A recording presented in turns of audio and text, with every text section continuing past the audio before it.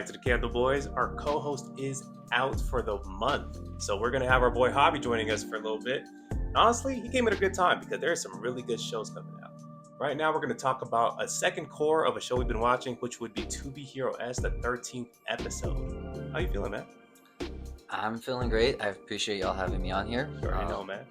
That episode that's a lot to pack in. It was a whole new character. It's felt like the fourth episode. Like when you get the introduction, I was like, wait, what happened? Like after they left us on that last show, I was hoping to get some continuation off of that. Facts. They definitely left us on a crazy point because honestly, I kind of forgot like who she was because I think like her, whoever she becomes as a hero, we've probably seen her before, maybe even in the opening. But I was like, who is this girl? You know what I mean? No, I feel the same way. I was like, wait, crazy. who is this? Like, who is this little girl? I was like, wait, what? Facts. It didn't really make sense how everything came together, but honestly, as they put together the episode, it started to make a bit more sense. So with a little bit of backstory, she ends up being a girl that was, I guess, inspired by Queen when she made that speech when she graduated, I think college it was. And so she was just like, nah, like I can be a hero, but her problem is she gets discriminated on because she just looks too innocent. You know what I mean? Like she doesn't look intimidating at all. So anytime she tries to do hero work, people are like, No, they couldn't where's the take her real hero serious. at? Yeah. No. Everyone kept saying, and she hated that. Like she hated being cute, but and she was Bro. like, I can do it. She's like, low key, she was pumping out on that little bit, For a little sure. row bar. And then once she took off her hand, they realized her strength went away. And that's what's crazy to me too, is like her trust value legit went down once they realized she was a girl. I've never seen it like happen to somebody in real time like that, you know? It's like legit, like her muscles got smaller. I was like, dang, like that's low key messed up personally. You know what I mean? Like if you lose any type of aura in this world, you're just cooked. In this world, you lose aura, it's done. Bro, it was messed up, man. So I get why she was acting the way she was. But honestly, another part of the episode that it took a while for them to explain was how she was just having the money and like resources to make these gadgets. Because I was like, what kind of regular like little like teenage girl has a full-on lab with like all this high tech? Like she had like a Tony Stark Batman level lab in her house. I was like, yo, that don't make any sense. Hey, that's where her dad realized that he messed up. Because he works for like that in that industry. He was building weapons, and that's why he like ended up bringing her on and brought her to base. Because he recognized she got talent. Like she was building with his stuff, like just out there. He's like, all right, I gotta take this home. You just can't be messing with it here. But you can come and work with me, and you can mess with it there. For sure, W dad for sure. You know what I'm saying? He don't really see his daughter, but at the same time, he's like not a messed up person. He just really is a workaholic, is what it seems like. But going on from there, man, like. First of all, her and this girl, right? She goes to save this girl in the alleyway. And there's like some creepy pervert dude just following him around. He's just got like a silhouette body. What's going on with that? That's what I'm wondering. Like, who is that? I low-key wonder if he's a friend or like friendly or something. But like, it is crazy. Like he's attacking that girl. But then like, once you realize she's a cute girl, he stopped. Nah, for sure.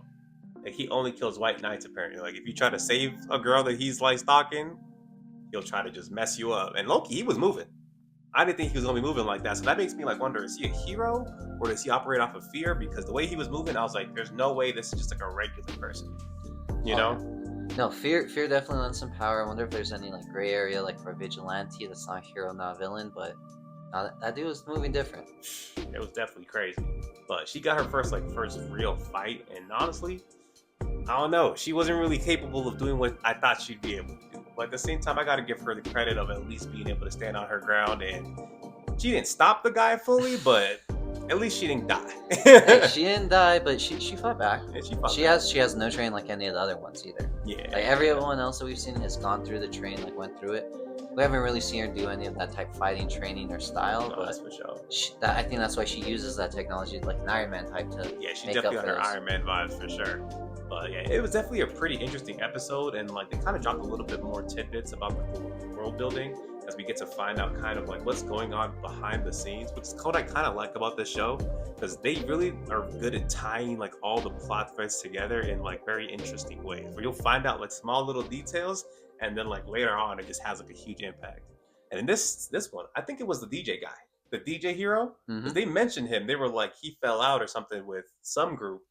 And next thing you know, at the end of the episode, he pops up. Yeah, I was like, that's crazy. No, and I've noticed that's a trend for heroes that don't make it. They turn villain. Loki, They be switching up to like, okay, if I can't be a good guy, I'll create. And that's why I want to know more about that fear, because it's like they're turning to something after.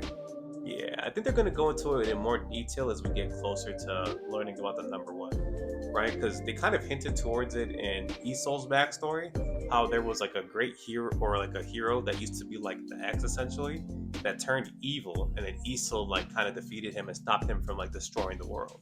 So I feel like whoever that dude is was probably the first one to really realize that like you don't just need trust value, you could also go off of fear. True.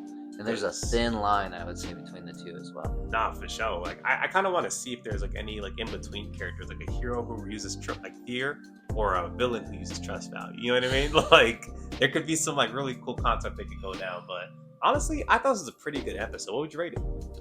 Not bad episode. I'd give it a solid 8.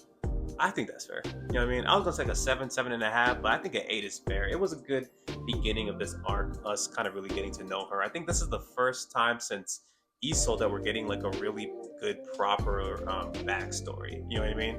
I mean, Queens kind of was too, but I feel like they kind of skipped straight to. No, they rushed that. They Yeah. rushed Queens. They just let her know she was lit. But she was Like, probably just like that. yeah, From the she was beginning. top of her class now. And that's what they Yeah. listened to. Like, she was always top. She was moving. That's fair. But it was definitely good. I think it was a pretty good episode. Y'all let us know what y'all think down below. Like, comment, subscribe, and we'll catch y'all. Peace.